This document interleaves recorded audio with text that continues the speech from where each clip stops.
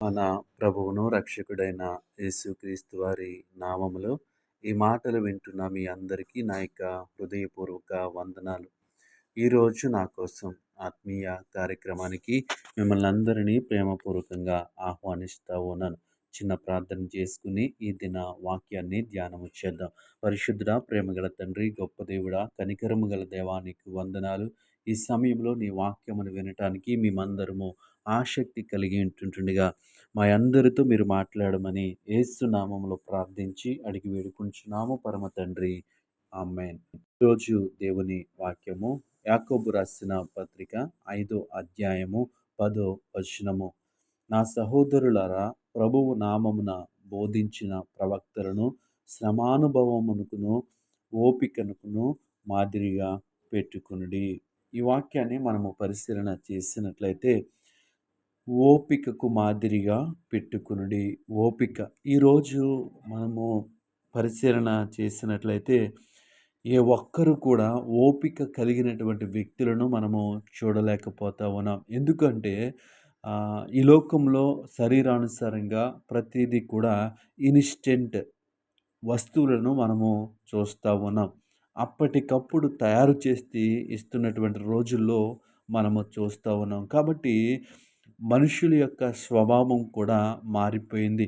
ఓపిక నశించిపోయింది. ప్రతీది కూడా ఇన్‌స్టెంట్‌గా అప్పటికప్పుడు కావాలని ఆశపడతా ఉన్నారు. కానీ దేవుని వాక్యము సెలవిస్తూ ఉంది, నా సహోదరులారా, ప్రభువు నామమున బోధించిన ప్రవక్తలను శ్రమానుభవమునకును ఓపికకును మాదిరిగా పెట్టుకునుడి.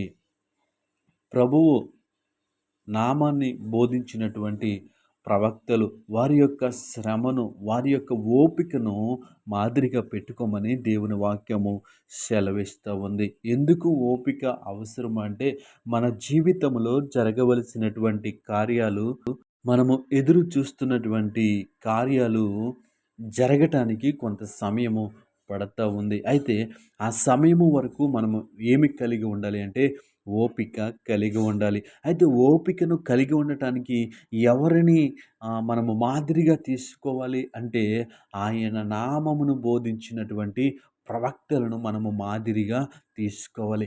ఆయన భక్తులను మనము మాదిరిగా తీసుకోవాలి. ఆయన సేవ చేసినటువంటి ప్రవక్తలను మనము మాదిరిగా తీసుకోవాలి. అంతేగాని ఈ లోకములో తయారవుతున్నటువంటి ఆ ఇన్‌స్టెంట్ వస్తువులను చూసి నా జీవితంలో కూడా ఇలా జరగాలి అని అనుకోవటము ఎంత మాత్రము మంచిది కాదు. క్రైస్తవులమైనటువంటి మనము, దేవుని ఎరిగినటువంటి మనము ఏమి కలిగి ఉండాలి అంటే ప్రాముఖ్యంగా ఓపిక కలిగి ఉండాలి. ఎప్పుడైతే మనము ఓపిక కలిగి ఎదురు చూస్తామో దేవుడు మన జీవితంలో గొప్ప కార్యాలు చేస్తాడు. గొప్ప ప్రతిఫలాన్ని పొందుకుంటాం.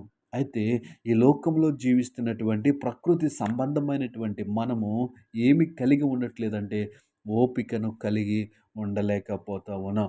ఓపిక నశించిపోతూ ఉంది. ఈరోజు ఓపికతో ఎదురు చూసేటువంటి తరము లేనట్లుగా మనము చూస్తూ ఉన్నాం. కానీ దేవుని వాక్యము తెలియచేస్తూ ఉంది, మనం ఓపిక కలిగి ఉండాలి.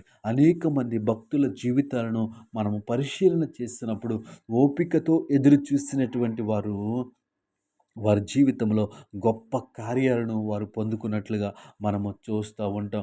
ఉదాహరణకు యోబు యొక్క జీవితాన్ని మనము పరిశీలన చేసినట్లయితే, అలాంటి స్థితిలో ఈరోజు మనం ఉన్నట్లయితే మనం దేని గురించి ఆలోచిస్తామంటే మన చావు గురించి, మన మరణము గురించి ఆలోచన చేస్తూ ఉంటాం. కానీ యోబు అలా చూడలేదు. ఏమి కలిగి జీవించాడు? శ్రమానుభవమునకు ఓపిక కలిగి జీవించాడు. ఆ శ్రమలో, ఆ వేదనలో, ఆ సమస్యలో అతనే దేని వైపు చూస్తున్నాడంటే ప్రభువు వైపు ఓపికతో కనిపెడతా ఉన్నాడు. నిజమే, అతని యొక్క ఓపిక ఎంత గొప్పది. అతని యొక్క ఓపిక అతని జీవితంలో ఏమి సాధించిందంటే ఆ దేశంలో మరి ఉన్నతమైన స్థానంలోనికి అతడు పోగొట్టుకున్న సమస్తాన్ని దేవుడు ఆశీర్వదించినట్లుగా మనము చూస్తూ ఉన్నాం. అందుకే దేవుని వాక్యము సెలవిస్తూ ఉంది, యాకోబు రాసిన పత్రిక 5వ అధ్యాయము 10వ వచనం, నా సహోదరులారా, ప్రభువు నామమును బోధించిన ప్రవక్తలను శ్రమానుభవమునకును ఓపికను మాదిరిగా పెట్టుకొనండి. ఈరోజు ఈ మాటలేంటంటే మనమందరము కూడా భక్తుల యొక్క, ప్రవక్తల యొక్క వారి యొక్క శ్రమానుభవం మనము మాదిరిగా పెట్టుకుని ముందుకు సాగుదాం. దేవుడు మన జీవితాల్లో కూడా అద్భుత ఆశ్చర్యకార్యాలను జరిగిస్తాడు. అట్టి కృప దేవుడు మనకి అనుగ్రహించునుగాక. ఆమేన్.